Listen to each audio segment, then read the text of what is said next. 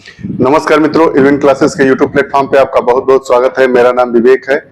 हम लोग UP triple SC के द्वारा आयोजित होने वाली परीक्षा यूपी पेट उत्तर प्रदेश प्रारंभिक अर्हता परीक्षा की तैयारी कर रहे हैं। उसी क्रम में आज हम बात करेंगे सामान्य विज्ञान की। इस सामान्य विज्ञान वाले सेगमेंट में हम बात करेंगे भौतिक एवं रसायन विज्ञान की।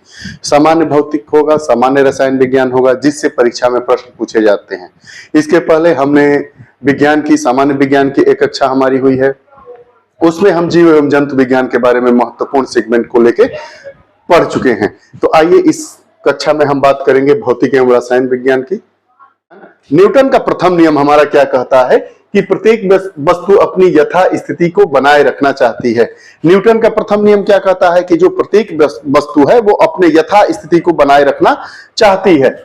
उस न्यूटन ने अपनी पुस्तक प्रिंसिपिया ये पूछता है कि ये किसकी बुक है, तो न्यूटन की बुक है। इसका नाम क्या है? प्रिंसिपिया है, जिसमें गुरुत्वाकर्षण का नियम दिया। पूछा जाएगा कि गुरुत्वाकर्षण का नियम किसने दिया, तो न्यूटन ने दिया। किस किताब में गुरुत्वाकर्षण का नियम दिया, तो प्रिंसिपिया नाम किताब है, उन्होंने इसमें गुरुत्वाकर्षण का नियम दिया। न्यूटन के द्वितीय तथा तृतीय नियम के संयोग से रेखीय संवेग संरक्षण का नियम प्राप्त होता है। जो न्यूटन का दूसरा और तीसरा नियम है, उसके अनुसार ही रेखीय संवेग संरक्षण का नियम प्राप्त होता है। अगला, जड़त्व के कारण ही पिंड अपनी अवस्था परिवर्तन का विरोध करता है। जड़त्व के कारण ही पिंड अपनी अवस्था परिवर्तन का विरोध करता है। इसका मतलब आप क्या समझते हैं? अगर कोई पौधा लगा है और उसको हम जब काटते हैं तो जड़त्व के नियम के कारण ही वह क्या होता है, ज्यादा ताकत लेता है, हिलता डुलता नहीं है। उसी की ये बात करता है। आवेग का फार्मूला क्या होता है? बल गुणे समयानांतर बराबर संवेग परिवर्तन। बल, जो बल लगता है और जो समय अंतराल होता है, समय होता है, उसी को हम क्या कहते हैं? आवेग कहते हैं। इसी आवेग को हम संवेग परिवर्तन की दर कहते हैं। संवेग परिवर्तन की दर किसे कहते हैं? आवेग को कहते हैं। संवेग परिवर्तन मतलब क्या होता है? बल गुणे समय अंतराल। अगला, किसी वस्तु या पिंड में उसकी गति या वेग के कारण कार्य करने की क्षमता को गतिज ऊर्जा कहते हैं। किसी कोई वस्तु हो गई या पिंड हो गया, उसमें उसके वेग के कारण जो कार्य होता है उसको हम गतिज ऊर्जा कहते हैं, डायनेमिक एनर्जी कहते हैं। जैसे बंदूक से दागी गई गोली में तोप से छोड़े गए गोले, चलते हुए वाहन में तथा घूमते लट्टू में उत्पन्न ऊर्जा। अब देखिए, लट्टू हम नचाते हैं और छोड़ देते हैं, वो लट्टू घूमती रहती है, तो किसके कारण? गतिज ऊर्जा के कारण। प्रश्न पूछता है कि निम्न में से कौन किस कारण घूमता रहता है? लट्टू कैसे नाचता है? बंदूक से दागी गई गोली कैसे आगे बढ़ती है? तोप से छोड़े गए गोलों में क्या होता है? घूमते हुए लट्टू में उत्पन्न ऊर्जा को कौन सी ऊर्जा कहते हैं? तो इन सभी ऊर्जाओं को गतिज ऊर्जा कहते हैं। गतिज ऊर्जा मतलब किसी वस्तु या पिंड में उसकी गति या वेग के कारण कार्य करने की क्षमता को गतिज ऊर्जा कहते हैं। अब क्रिया एवं प्रतिक्रिया एक ही वस्तु पर क्रिया करते हैं, परिणामी बल शून्य होता है। प्रत्येक क्रिया के विपरीत एक प्रतिक्रिया होती है जिसका परिणामी बल क्या होता है? शून्य होता है। समझिए, किसी गेंद को आपने दीवार पर टकराया, दीवार से टकरा कर गेंद पीछे आ गई, तो क्या हो गया? हमारा बल शून्य हो गया। हमारा बल क्या हो गया? शून्य हो गया। ऊर्जा, परिणामी बल क्या हो गया? शून्य हो गया। गति का प्रथम नियम जड़त्व के नियम की व्याख्या करता है। जो गति का प्रथम नियम है वो जड़त्व के नियम की मापी, जो बोल्ट मापी होता है, उसके द्वारा विभवांतर मापा जाता है। विभव में जो अंतर होता है उसे विभवांतर कहते हैं। विभवांतर कैसे मापा जाता है? बोल्ट मापी के द्वारा। तरंग दैर्घ्य का मात्रक एंगस्ट्रॉम होता है। तरंग दैर्घ्य का मात्रक क्या होता है? एंगस्ट्रॉम होता है। तरंग दैर्घ्य का मात्रक क्या होता है? एंगस्ट्रॉम होता है। एनीमोमीटर का उपयोग पवन का वेग मापने के लिए किया जाता है। देखिए, हवा और पवन दोनों अलग चीजें हैं। तो जो पवन का वेग मापा जाता है, पवन का वेग मापने के लिए एनीमोमीटर का उपयोग करते हैं। पवन का वेग मापने के लिए ये बार बार पूछता है।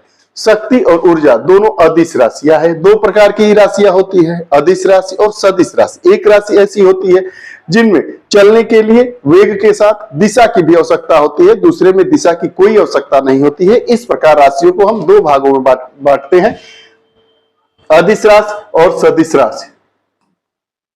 आगे, किसी विशेष दिशा में गतिशील वस्तु की स्थिति परिवर्तन को उसका विस्थापन कहते हैं। विस्थापन क्या होता है? विस्थापन, किसी वस्तु को विशेष दिशा में उसको गतिशील किया जाएगा तो वो उसका क्या होगा? विस्थापन होगा। यह क्या हो गया? यह विद्यालय यहां से उठ के वहां विस्थापित हो गया है। इस कुर्सी, ये जो जगह है, ये जो पुराना काम था उसको क्या होगा, ये वस्तु है यहां से, ये मान लीजिए कि ए वस्तु है, यहां आ गए निश्चित दिशा में चल के, तो ए वस्तु का विस्थापन कहां हुआ, बी तक हो गया, इसी को हम विस्थापन कहते हैं। अब देखिए, कैरेट सोने की शुद्धता की माप है। 24 कैरेट को 100% कहते हैं, और सोने की शुद्धता का मापन करने वाला यंत्र क्या है, कैरेटोमीटर। कैरेटोमीटर होता है। कैरेटोमीटर क्या होता है, जो सोने की शुद्धता मापी जाती है, कैरेटोमीटर।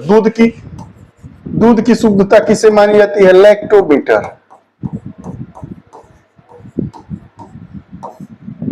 आगे, बार जो होता है वायुमंडलीय दाब की इकाई है।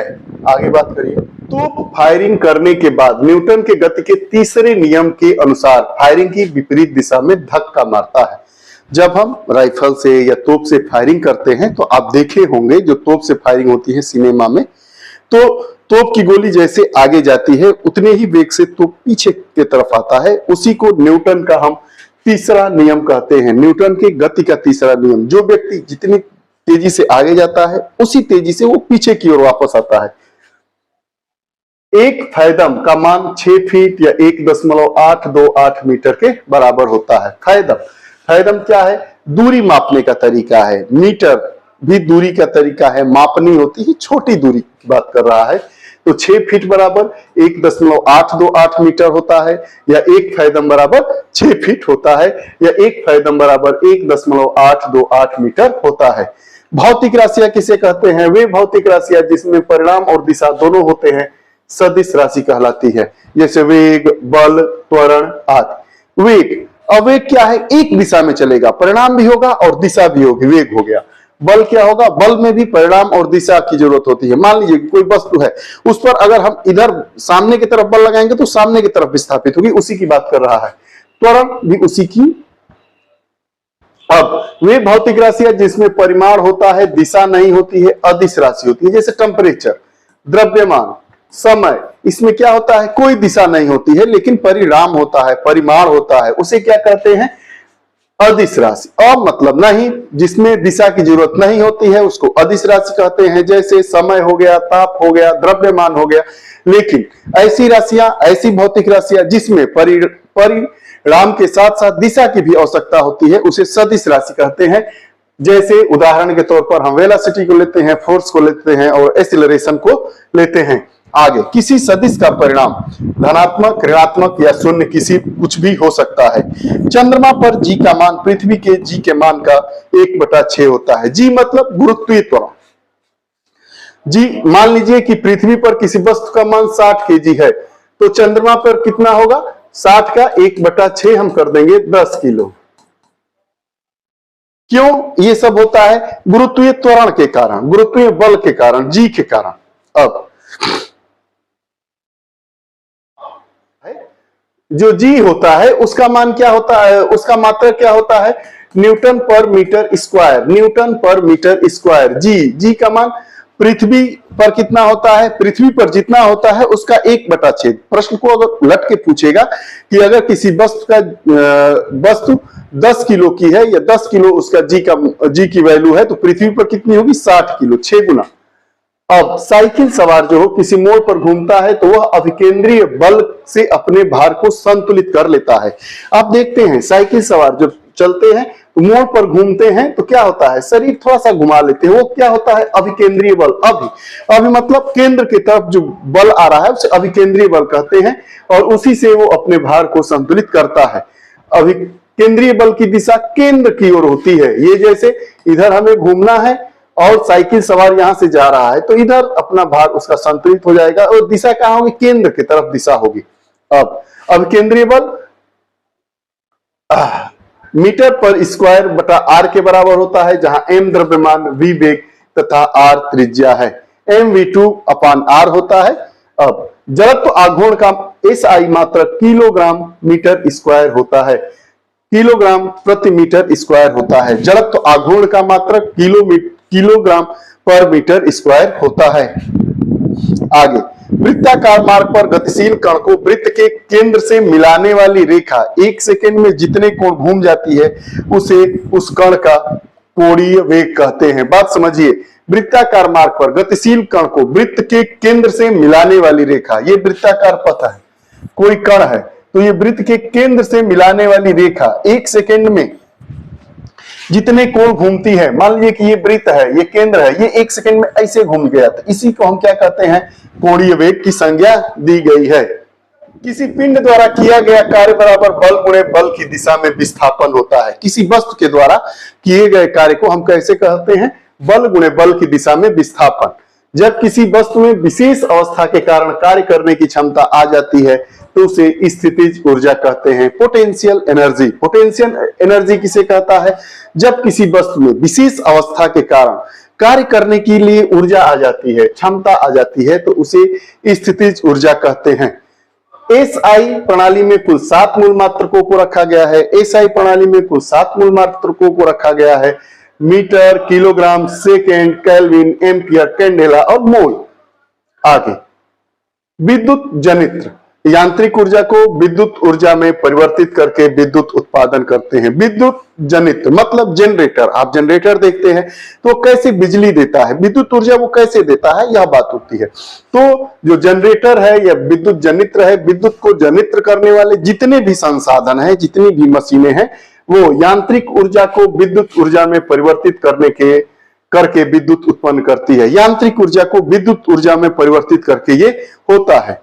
अब जो यह जनरेटर होता है, विद्युत जनित्र होते हैं, तो विद्युत चुंबकीय प्रेरण के सिद्धांत पर कार्य करते हैं। विद्युत चुंबकीय प्रेरण के सिद्धांत पर कार्य करते हैं। इलेक्ट्रोमैग्नेटिक इंडक्शन के कार्य के आधार पर ये लोग कार्य। लोलक की लंबाई बढ़ाए जाने पर आवर्तकाल बढ़ता है कि नहीं, तो किसी घड़ी के लोलक की लंबाई अगर हम बढ़ा देंगे तो आवर्तकाल बढ़ता है, लोलक की लंबाई घटाएंगे तो आवर्तकाल घटेगा। स्प्रिंग अपनी सामान्य लंबाई पर वापस लौटने के लिए लगने वाले बल को प्रत्यानयन बल कहते हैं, इलास्टिक रिस्टोरिंग फोर्स कहते हैं। स्प्रिंग आप देखे हैं, स्प्रिंग को अगर हम खींचते हैं उसके बाद पुनः जब अपनी पुनः पूर्व की अवस्था में आ जाता है तो उसी को हम क्या कहते हैं, प्रत्यास्थ बल कहते हैं, प्रत्यानयन बल कहते हैं, इलास्टिक रिस्टोरिंग फोर्स कहते हैं। प्रत्यास्थता क्या होती है, किसी वस्तु के पदार्थ का वह गुण है जिसके कारण वस्तु अपनी विरूपक बल के द्वारा उत्पन्न आकार एवं आकृति के परिवर्तन का विरोध करती है। अब स्प्रिंग को खींचते हैं, फिर वह अपनी स्थिति में आ जाती है, तो जो खींचा जाता है उस बल को हम क्या कहते हैं, विरूपक बल। मतलब जो उसका रूप है, उस रूप के अलावा जो दूसरा रूप हो जाता है किसी बल के कारण, उसको विरूपक बल कहते हैं। तो उस विरूपक बल का विरोध करती है प्रत्यास्थता के कारण, इलास्टिसिटी के कारण। आगे वेग परिवर्तन की दर को त्वरण कहते हैं। सीजीएस प्रणाली में इसकी इकाई सेंटीमीटर पर सेकेंड स्क्वायर होती है, सेंटीमीटर पर सेकेंड स्क्वायर। त्वरण एक्सीलरेशन। घनत्व क्या है, घनत्व वह भौतिक राशि है जिस पर मात्रा में वृद्धि करने पर कोई प्रभाव नहीं पड़ता है।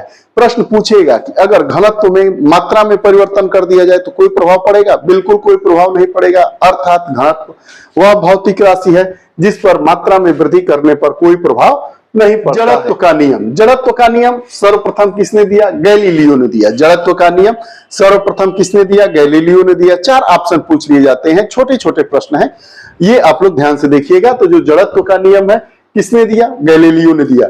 कार्य करने की दर को शक्ति या सामर्थ्य कहते हैं, और शक्ति बराबर कार्य बटा समय। हम पूछेंगे कि शक्ति कैसे पता करेंगे, तो कार्य बटा समय, कुल कार्य बटा कुल समय को हम क्या कहते हैं, शक्ति कहते हैं। तो उसी की परिभाषा रूप में हम देखेंगे तो कार्य करने की दर को शक्ति कहते हैं या सामर्थ्य कहते हैं। तापमान को थर्मामीटर से मापा जाता है। 100 डिग्री सेल्सियस तापमान का मान 373 केल्विन होता है। के मतलब केल्विन,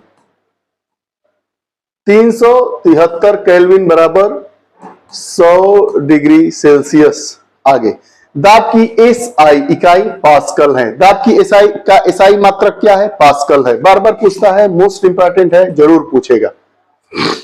द्रवों में पृष्ठ तनाव का कारण अणुओं के मध्य ससंजक बल है। ससंजक बल वह आकर्षण बल होता है जो एक ही प्रकार के अणुओं के बीच कार्य करता है। 2 प्रकार के बल होते हैं, एक ससंजक बल और एक असंजक बल। तो जो ससंजक बल होता है वो एक ही प्रकार के अणुओं के बीच कार्य करने वाला बल होता है। तो ससंजक बल क्या कहते हैं, जो ससंजक बल है जो पृष्ठ तनाव का कारण है। जैसे पृष्ठ तनाव का काम है। आप जैसे देखेंगे कि जो जल है किसी गिलास में या किसी पात्र में रखिए उसको, और उस पर तेल की कुछ बूंदे डाल दीजिए। तो वो तेल जो है ससंजक बल के कारण उस पूरे पृष्ठ पर क्या हो जाएगा, पूरे उस पृष्ठ पे छा जाएगा। तो इसी को की बात कर रहा है कि जो पृष्ठ तनाव होता है का कारण अणुओं के मध्य ससंजक बल होता है। यह एक ही प्रकार के अणुओं के बीच कार्य करता है। पृष्ठ तनाव द्रव की वह प्रवृत्ति है जिससे द्रव अपना क्षेत्रफल न्यूनतम करने का प्रयास करता है। पृष्ठ तनाव क्या होता है, द्रव अपना क्षेत्रफल न्यूनतम करने का प्रयास करता है।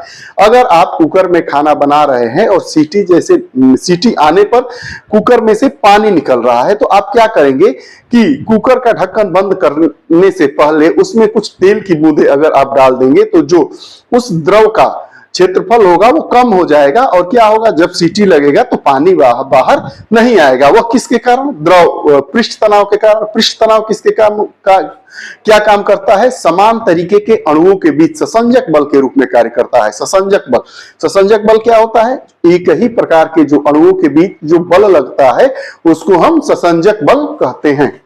आगे से उसमें एक बर्फ का टुकड़ा डाल दीजिए तो बर्फ धीरे धीरे क्या हो जाएगी, पिघल जाएगी। उसी की बात करता है। पानी से भरे गिलास के अंदर तैरते हुए बर्फ के टुकड़े के पिघल जाने पर जल का स्तर वही रहता है। जल का स्तर नहीं बढ़ेगा, क्यों, क्योंकि टुकड़ा डालेंगे तो जितना उसका आयतन बढ़ना होगा उतना आयतन बढ़ जाएगा, क्योंकि बर्फ के टुकड़े द्वारा प्रतिस्थापित बल का आयतन बर्फ के द्रव्य के रूप के आयतन के बराबर होता है। जैसे ये बर्फ का टुकड़ा है, ये देखिए, ये आपकी गिलास है, ये कोई गिलास है, इसमें पानी है, ये पानी है। आपने एक बर्फ का टुकड़ा इसमें डाला तो मान लीजिए कि यहां तक पानी ऊपर आ गया। अब जब बर्फ का टुकड़ा पिघलेगा, मेल्ट होगा, जब मेल्ट भी होगा तो क्या होगा, उसका जो आयतन होगा वो न तो बढ़ेगा न तो घटेगा। क्यों, क्योंकि इस टुकड़े का जो आयतन होगा वो इसके द्रव रूप का भी आयतन होगा, उतना ही होगा। यही कारण है कि पानी से भरे गिलास के अंदर तैरते हुए बर्फ के टुकड़े के पिघल जाने पर जल का स्तर वही बना रहता है, क्योंकि बर्फ के टुकड़े के द्वारा प्रतिस्थापित जल बर्फ आयतन के द्रव रूप के आयतन के बराबर होता है। अब अगला, उत्प्लावी बल किसी वस्तु द्वारा हटाए गए तरल भार के बराबर होता है। यह सिद्धांत आर्किमिडीज ने दिया था। आर्किमिडीज ने उत्प्लावी बल का सिद्धांत दिया था। उत्प्लावी बल क्या होता है, तो उत्प्लावी बल किसी वस्तु द्वारा हटाए गए तरल के भार के बराबर होता है। किसी वस्तु के द्वारा हटाए गए तरल के भार के बराबर होता है, जिसे उत्प्लावी बल कहते हैं, जिसे आर्किमिडीज ने दिया था। पिघलने पर सामान्यतः ठोस के आयतन में वृद्धि होती है, लेकिन बर्फ पिघलने पर सिकुड़ती है। बर्फ पिघलेगा तो सिकुड़ेगा और ठोस पिघलेगा तो उसका आयतन बढ़ेगा। आगे, यदि ठोस में कोई अशुद्धि विद्यमान है तो उसका गलनांक कम हो जाता है। गलनांक और क्वथनांक दोनों अलग अलग चीजें हैं। क्वथनांक मतलब 100 डिग्री सेल्सियस के ऊपर पानी जब भाप रूप में आता है तो उसे क्वथनांक कहते हैं, और गलनांक दोनों अलग चीज है। पारा शीशे को नहीं भिगोता है क्योंकि इसका ससंजक बल असंजक बल से अधिक होता है। जहां ससंजक बल असंजक बल से अधिक होगा वहां ये स्थिति होगी। ससंजक बल दो अणुओं के मध्य लगने वाला बल होता है, ससंजक बल होता है। अब दो अणुओं के मध्य बल लगेगा, वो एक दूसरे में आपस में चिपट जाएंगी वस्तुएं, और तो उसको छुड़ाने के लिए क्या चाहिए, असंजक बल ज्यादा प्रयोग होना चाहिए। मतलब ससंजक बल से ताकतवर हो असंजक बल, तब तो ये काम करेगी, लेकिन वो काम नहीं करेगी। यही कारण है कि जो पारा है शीशे को नहीं भिगोता है, क्योंकि इसका ससंजक बल असंजक बल से अधिक। डिटर्जेंट को मिलाने पर पृष्ठ तनाव कम हो जाता है। पृष्ठ तनाव क्या होता है, कम हो जाता है। संवहन कन्वेक्शन की प्रक्रिया में उष्मा का संचरण अणुओं के वास्तविक स्थानांतरण के होता है। जो संवहन होता है, कन्वेक्शन होता है कि प्रक्रिया में जो उष्मा का संचरण है अणुओं के वास्तविक स्थानांतरण के द्वारा होता है। अगला, पानी की विशिष्ट उष्मा सर्वाधिक होती है। इसका तापमान 1 कैलोरी प्रति ग्राम डिग्री सेल्सियस या 4186 जूल प्रति किलोग्राम सेल्सियस होता है। अगला, किसी पदार्थ के 1 ग्राम का तापमान 1 डिग्री सेंटीग्रेड बढ़ाने के लिए आवश्यक उष्मा की मात्रा को उस पदार्थ की विशिष्ट उष्मा कहते हैं।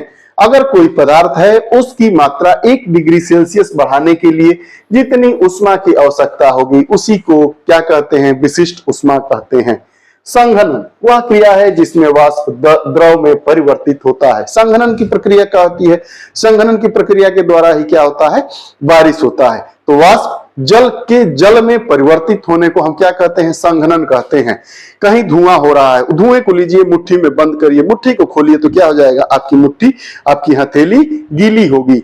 तो उसी की बात करता है कि जब हम वाष्प को लेते हैं और उसका पानी बन जाता है, पानी के रूप में बदलता है, उसी को हम संघनन कहते हैं। आगे, ताप बढ़ाने पर प्रत्यास्थ मान घटता है क्योंकि ताप बढ़ाने से पदार्थों की अवस्था में परिवर्तन होता है। टेम्परेचर बढ़ाएंगे तो पदार्थों की अवस्था में परिवर्तन निश्चित है। तो जब परिवर्तन होगा तो क्या होगा? प्रत्यास्थ का मान कम होने लगता है। आगे, फारेनहाइट पैमाने पर शुद्ध जल का क्वथनांक 212 डिग्री सेल्सियस होता है। शीत के दिनों में पहाड़ों पर पानी की पाइपें फट जाती हैं क्योंकि पाइप में पानी जमने पर आयतन बढ़ जाता है। जब पानी जा रहा है किसी पाइप में और बर्फ बन जाएगा तो उसका आयतन क्या होगा? बढ़ जाएगा। आयतन जब बढ़ेगा तो पाइप लाजमी है फट जाएगी।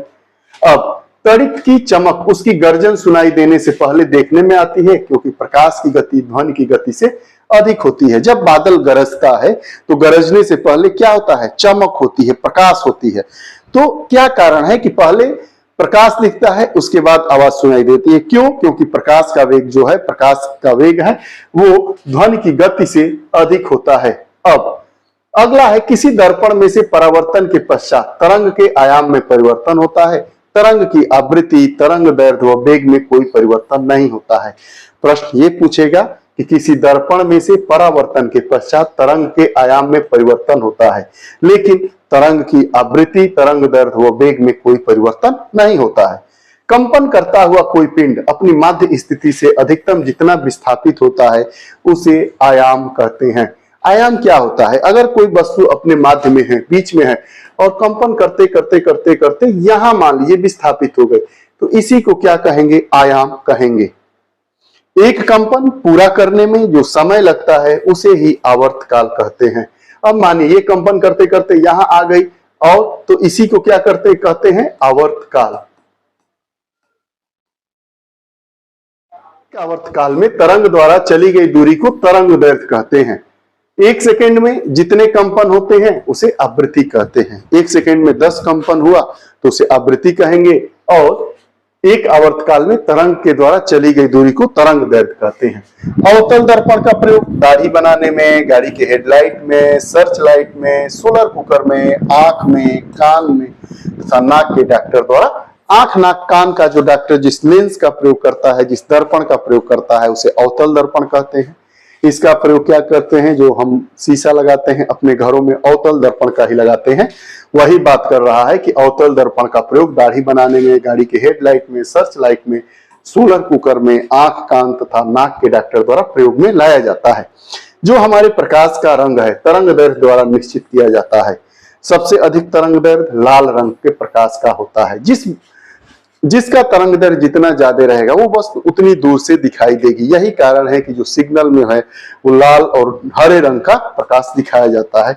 सबसे कम तरंग दैर्ध्य बैगनी रंग के प्रकाश का हो। अधिक तरंग दैर्ध्य के कारण लाल प्रकाश की अधिक दूर तक दिखाई पड़ता है, अतः सिग्नल पर लाल रंग लगाए जाते हैं। जब तरंग दैर्ध्य अधिक होगा तो वस्तु दूर तक दिखाई देगी और तरंग दैर्ध्य कम होगा तो वस्तु बहुत कम दूरी तक दिखाई देगी। लाल जो रंग है इसका तरंग दैर्ध्य बहुत ज्यादा होता है, बहुत ज्यादा होता है, और जो बैगनी रंग है उसका तरंग दैर्ध्य बहुत कम होता है। आगे में उत्तल लेंस में प्रतिबिंब की लंबाई वस्तु की अपेक्षा छोटी, बराबर या बड़ी हो सकती है। आप देखते हैं कि जो हम मोटरसाइकिल में जो साइड मिरर होता है वो किस चीज का बना होता है? क्या होता है? उत्तल दर्पण होता है। पीछे से अगर ट्रक भी आ रही होगी तो उतने छोटे शीशे में दिखाई देगा। तो यह किसके कारण संभव है? उत्तल लेंस, उत्तल दर्पण के कारण संभव है। तो जो उत्तल लेंस में प्रतिबिंब की लंबाई वस्तु की अपेक्षा छोटी, बराबर या बड़ी हो सकती है। अवतल लेंस में प्रतिबिंब की लंबाई वस्तु की से अपेक्षा छोटी ही होती है। जब हम शीशा अपने घरों में लगाते हैं तो शीशा हमारी लंबाई से क्या होता है? छोटा होता है, लेकिन हमारे शरीर की पूरी छवि उसमें दिखाई देती है। तो वही बात कर रहा है कि उत्तल लेंस होगा या उत्तल दर्पण होगा वो क्या करेगा? बड़ी वस्तुओं को छोटा करने का काम करेगा। लेकिन जो अवतल दर्पण होगा वो क्या करेगा, वो बड़ी वस्तुओं को अपने में समा लेगा। मोटर वाहनों में पश्च दृश्य दर्पण के रूप में उत्तल दर्पण का प्रयोग किया जाता है। अवतल दर्पण के फोकस तथा वक्रता केंद्र के बीच रखी वस्तु का प्रतिबिंब उल्टा तथा वास्तविक बनता है। आगे, साथ ही इस दूरी में रखे वस्तुओं का प्रतिबिंब बड़े आकार का बनता है। दंत चिकित्सक के द्वारा अवतल दर्पण का प्रयोग किया जाता है। आगे, इको साउंडिंग एक तकनीकी है जिसका प्रयोग सागर की गहराई को मापा जाता है। इको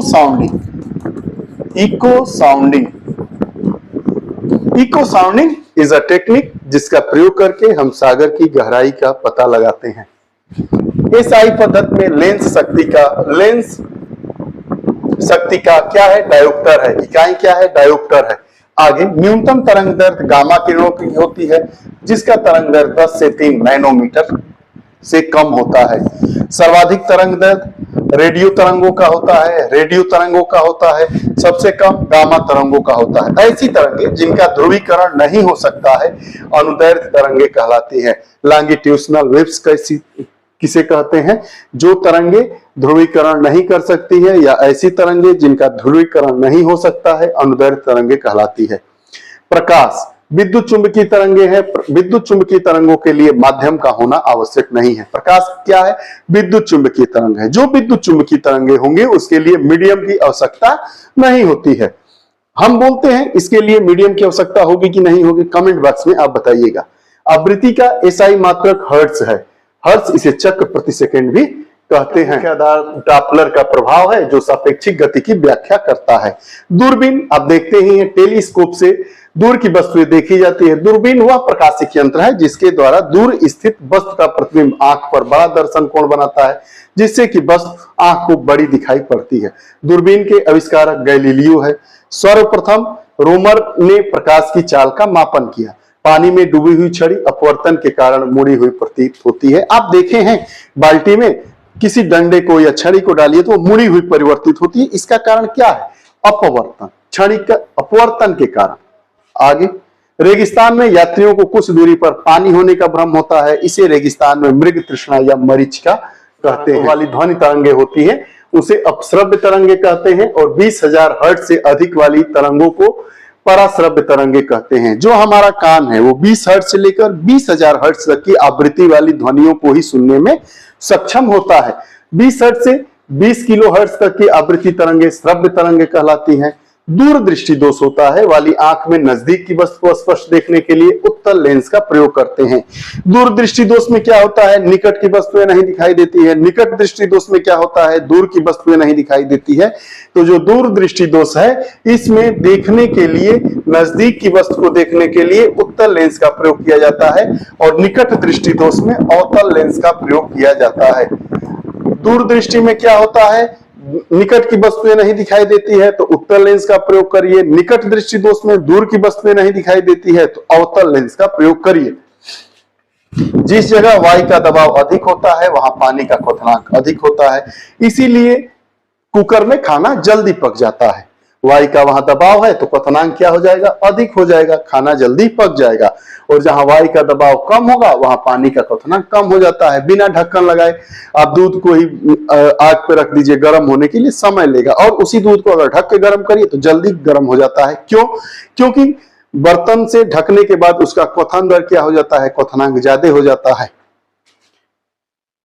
प्रकाश का वेग ताप पर निर्भर नहीं करता है। प्राथमिक रंगों को मिश्रित करने पर जो रंग प्राप्त होते हैं उन्हें द्वितीयक या अनुपूरक रंग कहते हैं। जाने वाली ध्वनि 20 से 20,000 हर्ट्ज होती है, जबकि कुत्ते और बिल्लियां 20 किलो हर्ट्ज से ऊपर की ध्वनि सुनी जा सकती है। कुत्ते बिल्ली 20,000 हर्ट्ज से भी ऊपर की ध्वनि को सुन सकते हैं। लेजर या प्रकाश के अन्य सुसंगत स्रोतों से दो प्रकाश बीम के व्यतिकरण से बने त्रिविमीय बीम को होलोग्राफी कहते हैं। एक अपारदर्शक वस्तु का रंग इसके द्वारा रंग का परावर्तन का कारण होता है। लेजर का तात्पर्य क्या होता है, light amplification by stimulated emission of radiation. Laser LASER, light amplification by stimulated emission of radiation इसे कहते हैं। एक्स किरण का उपयोग टूटी हड्डियों की तस्वीर बनाने में किया जाता है। जो एक्सरे होते हैं ना, एक्सरे, वही एक्स किरणों की बात कर रहा है। एक्सरे में क्या निकलता है, अगर पैर में चोट आ गया तो एक्सरे मशीन के द्वारा एक्सरा किया जाता है और देखा जाता है कि हमारी हड्डी टूटी है या हड्डी सही है। वही कह रहा है कि एक्सरे के द्वारा क्या किया जाता है, टूटी हुई हड्डियों की तस्वीर बनाने में एक्सरे का प्रयोग किया जाता है। रात्रि खुले आकाश वाली रात्रि से गर्म होती है, इसकी वजह पार्थिव विकिरण है। बादलों वाली रात्रि, खुले रात्रि से क्या होती है, गर्म होती है। जो आसमान स्वच्छ होता है तो क्या होता है, मौसम ठंडा होता है, और अगर बादल लगा है तो मौसम कैसा होता है, ठंडा नहीं। ये कैसे होता है, पार्थिव विकिरण के कारण। पार्थिव मतलब सीधा। आइंस्टीन को प्रकाश वैद्युत प्रभाव सिद्धांत के लिए नोबेल पुरस्कार मिला था। लाउड स्पीकर ऐसा यंत्र है जो माइक्रोफोन से सर्वप्रथम ध्वनि ऊर्जा को वैद्युत ऊर्जा में परिवर्तित करता है, उसके बाद वैद्युत ऊर्जा को ध्वनि ऊर्जा में परिवर्तित करता है। अधिवर्ष उसे कहते हैं जब फरवरी 29 दिन की होती है। ट्रांसफार्मर विद्युत चुंबकीय प्रेरण के सिद्धांत पर कार्य करता है। ट्रांसफार्मर किस पे काम करता है, विद्युत चुंबकीय प्रेरण। जनरेटर विद्युत चुंबकीय प्रेरण के सिद्धांत पर कार्य करता है। जिन पदार्थों से होकर विद्युत धारा प्रवाहित नहीं होती है उन्हें विद्युत रोधी कहते हैं, जैसे लकड़ी हो गया, लाख, शीशा, एबोनाइट, कांच, रबर, अभ्रक, सल्फर, शुष्क हवा। और तड़ित चालक का आविष्कार बेंजामिन फ्रैंकलिन ने किया था। ग्राहम बेल टेलीफोन का, लॉर्ड लिस्टर ने एंटीसेप्टिक सर्जरी का, तथा आइंस्टीन ने सापेक्षता का सिद्धांत दिया था। ये पूछा जाता है। ग्राहम बेल ने टेलीफोन का, लॉर्ड स्टीनर ने एंटीसेप्टिक सर्जरी का और आइंस्टीन ने सापेक्षता का सिद्धांत दिया था। किसी चालक तार का प्रतिरोध तापमान बढ़ने के साथ बढ़ता है। शुद्ध पानी विद्युत का खराब सुचालक है। धातुएं अच्छी चालक होती है क्योंकि उनमें मुक्त इलेक्ट्रॉन होते हैं। जिसमें मुक्त इलेक्ट्रॉन होगा वो अच्छे सुचालक होंगे। धातुओं में क्या होते हैं, मुक्त इलेक्ट्रॉन होते हैं, इसलिए धातुएं अच्छी चालक होती है। परमाणु वैद्युत उदासीन होता है। सूर्य की असीमित ऊर्जा का स्रोत नाभिकीय संलयन है। पूछता है कि सूर्य की जो असीमित ऊर्जा है उसका क्या है, नाभिकीय संलयन। नाभिकीय संलयन कहते हैं न्यूक्लियर फ्यूजन। किसी द्रव को उसके क्वथनांक से पूर्व उसके वाष्प में बदलने की क्रिया को क्या कहते हैं, वाष्पीकरण। दो डायोडों का एक संयोग है। जब किसी भारी नाभिक के टूटने से दो छोटे नाभिक बनते हैं तो विशाल मात्रा में ऊर्जा उत्सर्जित होती है। इसे नाभिकीय विखंडन कहते हैं। इसी नाभिकीय विखंडन के सिद्धांत पर हमारा परमाणु बम काम करता है। परमाणु बम नाभिकीय विखंडन के सिद्धांत पर काम करता है। घर्षण से ऊष्मा उत्पन्न होती है। परमाणु के नाभिक का आकार 10 से 15 मीटर कोटि का होता है। सुपर कंडक्टर की चालकता अनंत होती है। विद्युत और चुंबकत्व का गहरा संबंध है। इसका पता सर्वप्रथम मैक्सवेल ने लगाया है। और खाद्य ऊर्जा को हम कैलोरी इकाई में माप सकते हैं। और अगला हाइड्रोजन बम न्यूक्लियर फ्यूजन के सिद्धांत पर काम करता है, नाभिकीय संलयन के। अपने फोन में की रैम होता है। रैम मतलब रैंडम एक्सेस मेमोरी होते हैं। एक बाइट में 8 बिट्स होते हैं, एक निबल में 4 बिट होते हैं। सिलिकॉन एक सेमीकंडक्टर है। प्रयोग कंप्यूटर के चिप बनाने में किया जाता है। विद्युत ऊर्जा का प्राकृतिक स्रोत नहीं है, जबकि लकड़ी, कोयला, सूर्य ऊर्जा के प्राकृतिक स्रोत है। रमन प्रभाव की खोज के लिए वर्ष 1930 में भौतिकी का नोबेल सर चंद्रशेखर वेंकट रमन को प्रदान किया गया था। इस प्रभाव की खोज की तिथि 28 फरवरी है, इसलिए 28 फरवरी को प्रत्येक वर्ष राष्ट्रीय विज्ञान दिवस के रूप में मनाया जाता है। राष्ट्रीय विज्ञान दिवस कब मनाया जाता है, 28 फरवरी को। किसके, सर चंद्रशेखर वेंकट रमन के। इन्होंने क्या कहा था, रमन प्रभाव की खोज की थी। आगे 14 का प्रयोग किसी पदार्थ के आय का निर्धारण करने में किया जाता है। Radio carbon 14। वायु का प्रवाह उच्च वायुदाब से निम्न वायुदाब की दिशा में होता है। वॉशिंग मशीन का कार्य प्रणाली अपकेंद्रण के सिद्धांत पर काम करता है। वॉशिंग मशीन अपकेंद्रण के सिद्धांत पर हमारे कपड़ों को साफ करती है। 1614 में जॉन नेपियर ने लघु गणक की संकल्पना की। ऑक्सीजन की खोज जोसेफ प्रिस्टले ने की थी। ऑक्सीजन की खोज किसने किया था, जोसेफ प्रिस्टले ने किया था। मानव निर्मित प्रथम उपग्रह कौन था, स्पुतनिक प्रथम था। क्रोनोलॉजी विज्ञान की वह शाखा है जिसमें समय की अवधि का अध्ययन किया जाता है। डाल्टन ने परमाणु सिद्धांत का प्रतिपादन दिया। क्रोनोलॉजी क्या है, जिसमें समय की अवधि का अध्ययन किया जाता है। डाल्टन ने परमाणु सिद्धांत का प्रतिपादन किया, अर्थात प्रतिपादित किया, खोज किया।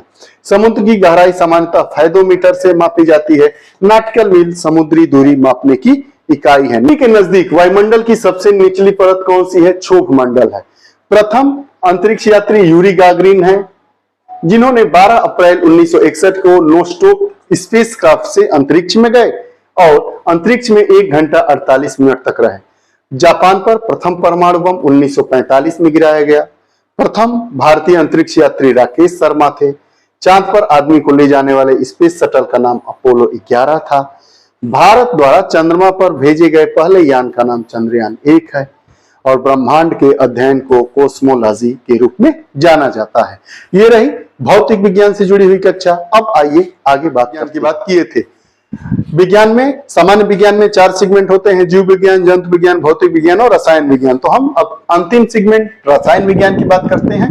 तो पदार्थ का परमाणु सिद्धांत डाल्टन ने प्रतिपादित किया, जिसके अनुसार पदार्थ अत्यंत छोटे छोटे अविभाज्य कणों से मिलकर बना होता है, जिसे परमाणु कहते हैं। 2 न्यूट्रॉनों के बीच आकर्षण बल निम्न होते हैं, गुरुत्वीय बल और नाभिकीय बल।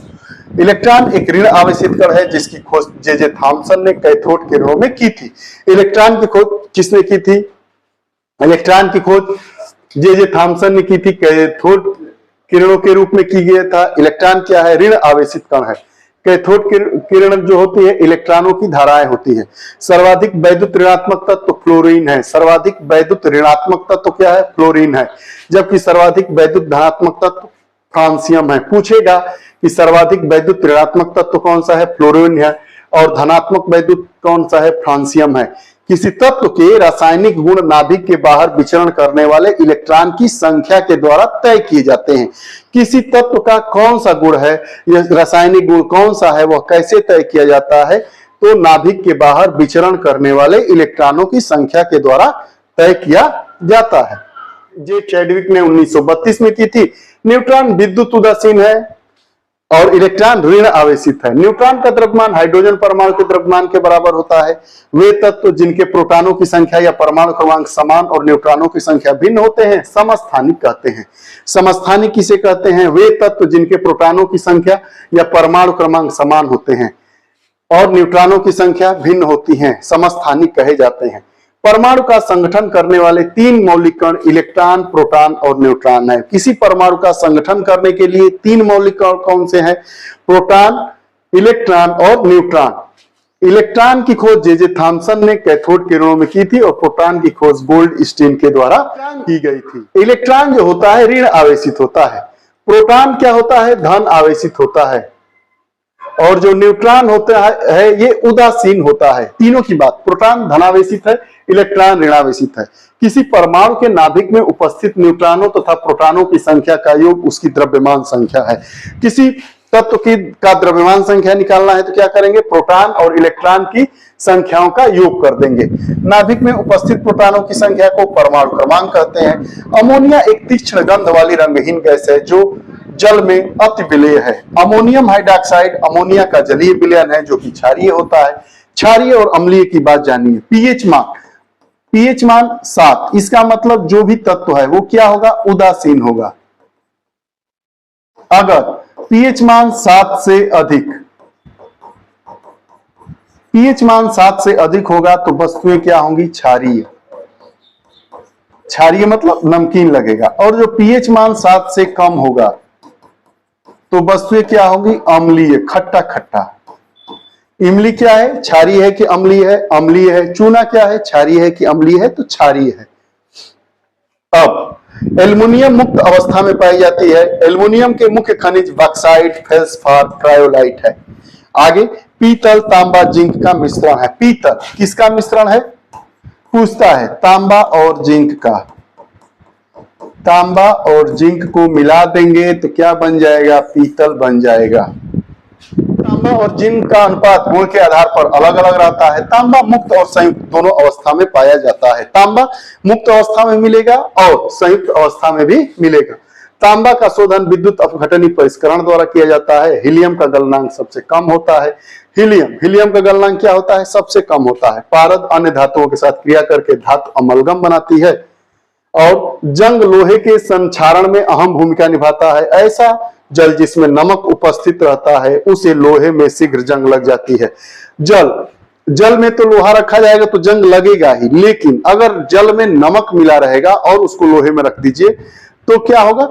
लोहा जल्दी जंग वाला हो जाता है। इसीलिए समुद्री जल में के पानी में अगर लोहा रखा जाता है तो उसमें ज्यादा जंग लगता है। रासायनिक परिवर्तन है। लोहे पर जंग लगने से लोहे का भाग बढ़ जाता है।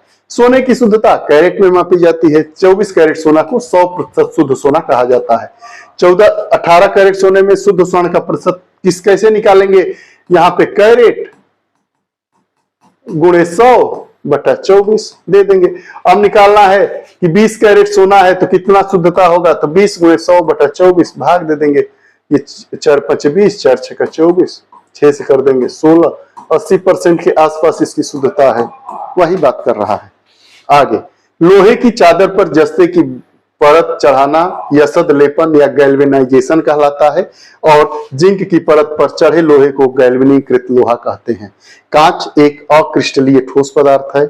आयरन को जंग लगने से रोकने के लिए पेंट करना, ग्रीस लगाना एवं जस्ता चढ़ाना लाभकारी है। आप देखते होंगे कि घर में जो लोहा होता है, आयरन वाली वस्तुएं होती है, खिड़की, जंगला, तो उस पर क्या लगता है? ये तो पेंट लगवा देंगे, ये ग्रीस लगा, तो जंग। वैद्युत चालकता धातुओं में सबसे उच्च होती है। सिल्वर की वैद्युत चालकता और उष्मा चालकता तत्वों में सबसे उच्च है। वैद्युत चालकता का क्रम निम्नलिखित है। चांदी, तांबा और एल्युमिनियम। कांसा तांबा और टिन का मिश्रण है। पीतल किसका है? तांबा और जस्ता का। तांबा और जस्ता। कांसा किसका है मिश्रण? तांबा और टीन का। ये पूछता है, इसलिए आप लोगों को बताया जा रहा है। आगे, कांसे का उपयोग बर्तन मूर्ति बनाने में होता है। लोहे का सबसे शुद्ध वाणिज्यिक रूप पिटवा लोहा होता है। पिटवा लोहा लोहे का सबसे शुद्ध रूप है। इसमें कार्बन की मात्रा स्टील से भी उसमें निहित कार्बन के अनुपात पर निर्भर करता है। लिग्नाइट को भूरा कोयला कहा जाता है। विद्युत चुंबक के रूप में लोहा, स्टील, निकिल, कोबाल्ट आदि का प्रयोग होता है। तांबा का प्रयोग विद्युत चुंबक के रूप में नहीं किया जाता है। पूछेगा प्रश्न कि क्या तांबा का प्रयोग विद्युत चुंबक के रूप में किया जाता है? तो जी नहीं, तांबा का प्रयोग विद्युत चुंबक के रूप में नहीं किया जाता है। विद्युत चुंबक के रूप में हम प्रयोग में लाने वाली कौन कौन सी वस्तुएं हैं? लोहा हुआ, स्टील हुआ, निकिल हुआ और कोबाल्ट हुआ। पोर्टलैंड सीमेंट में जिप्सम मिलाने से सीमेंट की उत्कृष्टता बढ़ जाती है। सीमेंट की खोज जोसेफ एस्पिडरिन ने की 1824 में। सीमेंट का रंग ब्रिटिश तट पर पोर्टलैंड के द्वीप पर उत्खनित पत्थर के समान होने के कारण इसका नाम पोर्टलैंड सीमेंट पड़ा। पोर्टलैंड सीमेंट में 35% फ्लाई ऐश पाया जाता है, जो वातावरणीय प्रदूषण उत्पन्न करता है। फ्लाई ऐश क्या है? वातावरणीय प्रदूषक के ऊपर नाइक्रोम का तार लिपटा हुआ होता है। अभ्रक एक अच्छा प्रतिरोधी है जो ऊंचे ताप पर भी नहीं पिघलता है, इसीलिए जो बिजली का तार होता है उसमें अभ्रक लपेटा जाता है। जब नाइक्रोम के तार में धारा प्रवाहित की जाती है तो वह गर्म हो जाता है, जिससे आवरण भी गर्म हो जाता है और जो कपड़े को प्रेस कर देता है। कपड़ा प्रेस करने के लिए क्या हो जाता है? नाइक्रोम के तार में जब धारा प्रवाहित की जाती है तो वो गर्म हो जाता है, और गर्म होता है तो कपड़े को भी गर्म करता है। ग्रेफाइट को पेंसिल बनाने में प्रयोग किया जाता है। ये जो पेंसिल है उसमें पतला जो रंग होता है काला, वो क्या होता है? ग्रेफाइट। यह कार्बन का ही अपरूप है। अग्निशमन यंत्र, वस्त्र एस्बेस्टॉस से बनाए जाते हैं। स्वर्ण एक्वारोजिया में घुल जाता है। सोना किस में घुलता है? एक्वारेजिया होता है, उसमें सोना। तांबा, एल्युमिनियम, इस्पात, स्वर्ण जैसी धातुएं जो प्रकृति में सदैव मुक्त अवस्था में पाई जाती है। टाका टीन एवं सीसा का मिश्रण है। टाका जो लगाया जाता है फट जाता है, तो कैसे होता है? टीन एवं सीसा। क्विक सिल्वर का रासायनिक नाम पारा है। कार्बन का सर्वाधिक कठोर अपरूपीय रूप क्या है? हीरा है। लोग कहते हैं कि हीरा चाट लेंगे तो मर जाएंगे। क्यों? इतना कठोर है कि वो गलेगा ही नहीं, और अंदर जाएगा तो जो हमारी नसें हैं उसको फाड़ देगा। पायस एक द्रव में द्रव का कोलाइडी निकाय है, जैसे दूध, पायसीकृत तेल इत्यादि। गहरे समुद्र में गोताखोर के समय गोताखोर ऑक्सीजन और हीलियम के मिश्रण का उपयोग करते हैं। गोताखोर मतलब ऐसे व्यक्ति जो समुद्र में या नदी में नीचे तक चले जाते हैं, कुछ देर तक रहते हैं। तो जब पानी के नीचे जाएंगे तो ऑक्सीजन की मात्रा कम होगी, तो ऑक्सीजन अपने शरीर में ऑक्सीजन को बनाए रखने के लिए, जिंदा रखने के लिए वो क्या करेंगे कि ऑक्सीजन और हीलियम के मिश्रण को अपने साथ रखते रहें। मैग्नीशियम को डाव विधि द्वारा समुद्र के लवण द्वारा निष्कासित किया जाता है। समुद्र के जल का शोधन करने के लिए सामान्य रूप से आसवन विधि का प्रयोग किया। रासायनिक नाम पोटेशियम एल्युमिनियम सल्फेट होता है। फिटकरी रक्तस्राव को रोक देती है, जिसका कारण स्कंदन है, कैगुलेशन है। पूछेगा कि अगर खून बह रहा है, कहीं कट गया, दाढ़ी बनाते समय, दाढ़ी बनाने के बाद हम फिटकरी का उपयोग करते हैं। क्यों करते हैं? क्योंकि रक्तस्रावन को रोक देता है। क्यों रोकता है? क्योंकि वो स्कंदन कर देता है कैगुनेशन के कारण। क्रिस्टलीकरण विधि को ठोस पदार्थों में शोधन में प्रयोग किया जाता है। आसुत जल जल का सबसे शुद्धतम रूप है। वायु विभिन्न गैसों का समांगी मिश्रण होता है। एल्कोहल जल मिश्रण से जल को आसवन द्वारा अलग किया जाता है। सर्वप्रथम नीदरलैंड में 1893 में ओजोन का प्रयोग जल के उपचार में किया गया। सबसे पहले जल को शुद्ध करने के लिए ओजोनिक विधि कहां प्रयोग में लाई गई? नीदरलैंड में 1893 में। ओजोन का प्रयोग जल उपचार में विसंक्रमण और ऑक्सीकरण के लिए किया। शर्करा का एक प्रकार है। ग्लूकोज को डेक्सट्रोज या ग्रेप शुगर के नाम से भी जाना जाता है। ग्रेप शुगर, ग्लूकोज को भी ग्रेप शुगर के नाम से जाता है। ग्लूकोज का आणविक सूत्र क्या है? C6H12O6 है। शुष्क बर्फ कार्बन डाइऑक्साइड का ठोस रूप है। कार्बन डाइऑक्साइड का ठोस रूप क्या है? शुष्क बर्फ। पूछा जाता है यह गैस अग्निशमन के रूप में प्रयुक्त होती है। कहीं पे आग लगी होती है तो हम क्या करते हैं? कार्बन डाइऑक्साइड का प्रयोग करते हैं। वही बात कह रहा है कि जो शुष्क बर्फ है वो कार्बन डाइऑक्साइड का ठोस रूप है जो गैस अग्निशमन में प्रयुक्त होती है। जिस जल में साबुन घुलने पर झाग देता है उसे मृदु जल कहते हैं तथा जिसमें साबुन नहीं घुलता है, झाग नहीं देता है, उसको कठोर जल कहते हैं। हम कैसे पता लगाएंगे कि कौन सा जल कठोर है, कौन सा जल सॉफ्ट है? तो जिसमें क्या होगा? साबुन घुल जाएगा और झाग देने लगेगा तो हम समझेंगे कि वो क्या है? मृदु जल है, कठोर नहीं है। और जिसमें झाग नहीं बनेगा साबुन घोलने पर तो कैसा जल होगा? वो कठोर जल होगा। आग को बुझाने के लिए कार्बन डाइऑक्साइड का प्रयोग किया जाता है। यह जलने में सहायक नहीं होती है। अब आग को जलने के लिए किस चीज की आवश्यकता होती है? ऑक्सीजन की। ऑक्सीजन को नहीं देंगे, हम कार्बन डाइऑक्साइड को लगा देंगे तो आग क्या हो जाएगी? बुझ जाएगी। रासायनिक दृष्टि से चूने के पानी को कैल्शियम हाइड्रोक्साइड कहते हैं जिसका रासायनिक सूत्र CaOH है। रासायनिक दृष्टि से चूने के पानी को हम क्या कहते हैं? Calcium hydroxide. को हाइड्रोजन गैस के साथ निकिल की उपस्थिति में संतृप्त वसाओं में परिवर्तित किया जाता है। इसी को हाइड्रोजनीकरण कहते हैं। जिन ग्लिसराइडों का गलनांक 20 डिग्री सेल्सियस से कम होता है वे तेल कहलाते हैं और जिनका इससे ज्यादा होता है वो वसा कहलाते हैं। वसा मतलब फैट, तेल मतलब ऑयल। रासायनिक दृष्टि से ब्लीचिंग पाउडर का सूत्र CaOCl है। कैल्शियम हाइपोक्लोराइड होता है। ब्लीचिंग पाउडर का हम प्रयोग कहां करते हैं? तो ब्लीचिंग पाउडर का प्रयोग क्लोरोफॉर्म तथा क्लोरीन गैस बनाने में किया जाता है। पूछेगा कि क्लोरोफॉर्म और क्लोरीन बनाने में किसका प्रयोग करते हैं? तो ब्लीचिंग पाउडर का प्रयोग करते हैं। क्षारीय मिट्टी में जिप्सम का प्रयोग करके फसल उगाने के लिए प्रयोग किया जाता है। किसी भी ईंधन की गुणवत्ता की माप उसकी ऑक्टेन संख्या से की जाती है। ऑक्टेन संख्या से क्या होता है? किसी भी ईंधन की गुणवत्ता की माप किसे करेंगे? ऑक्टेन संख्या। LPG किसका मिश्रण है? एल फॉर प्रोपेन ब्यूटेन का मिश्रण है। LPG गैस है और आइसोब्यूटेन है। प्राकृतिक गैस मुख्यतः मेथेन गैस होती है जो अपेक्षाकृत हल्की गैस होती है। Methane gas CH4। धान की फसल मेथेन गैस का उत्सर्जन करती है। हम ये जुगाली लेने वाले पशु मेथेन गैस का उत्सर्जन करते हैं। पाइप्ड प्राकृतिक गैस का मुख्यतः प्रयोग पकाने के लिए तथा घरों में प्रयोग होने वाले गैसीय गीजरों में होता है। पाइप्ड प्राकृतिक गैस, जो गैस पाइप के माध्यम से आती है उसका प्रयोग हम क्या करते हैं? खाना पकाने में करते हैं और गैसीय गीजरों में इसका प्रयोग किया जाता है। रॉकेट में ईंधन के रूप में द्रव हाइड्रोजन, द्रव ऑक्सीजन का प्रयोग किया जाता है। द्रव हाइड्रोजन और द्रव ऑक्सीजन का प्रयोग ईंधन के रूप में कहां किया जाता है? तो रॉकेटों में। रॉकेट जो होते हैं उसमें द्रव ऑक्सीजन और द्रव हाइड्रोजन का प्रयोग ईंधन के रूप में किया जाता है। पेट्रोल से लगी आग को बुझाने में जल प्रभावी नहीं होता है क्योंकि जल और पेट्रोल एक दूसरे में अमिश्रणीय है और पेट्रोल ऊपरी परत बनाता है और जलता रहता है। पेट्रोल से लगी आग को बुझाने के लिए फोम प्रकार के अग्निशामक का प्रयोग किया जाता है। रेयान को पहले कृत्रिम सिलिकाइड है। पॉलीथीन एक पॉलीमर है जिसका मोनोमर एथिलीन है। बहुलक या पॉलीमर बहुत अधिक अणु मात्रा वाला कार्बनिक यौगिक होता है। बहुलक क्या है? कार्बनिक यौगिक। पॉलीमर जिसे कहते हैं ये भी क्या होता है? कार्बनिक यौगिक होता है। व्यापारिक वैसलीन पेट्रोलियम द्वारा निकाला जाता है। जो वैसलीन हम लोग गर्मी के जाड़े के दिनों में चेहरा फटता है तो लगाते हैं वो क्या होता है? पेट्रोलियम जेली होता है। क्या होता है?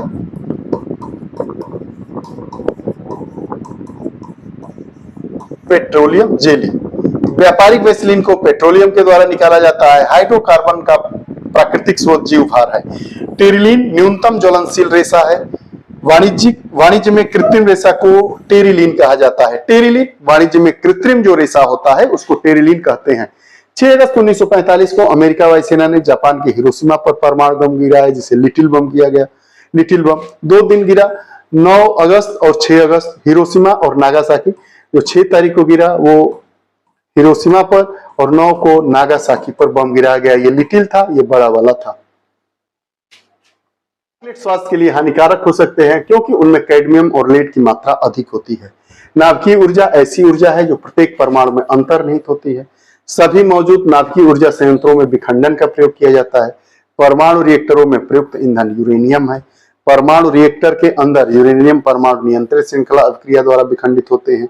नियंत्रित श्रृंखला और अनियंत्रित श्रृंखला, तो अनियंत्रित श्रृंखला हो जाएगी तो क्या होगा, काम ही गड़बड़ हो जाएगा।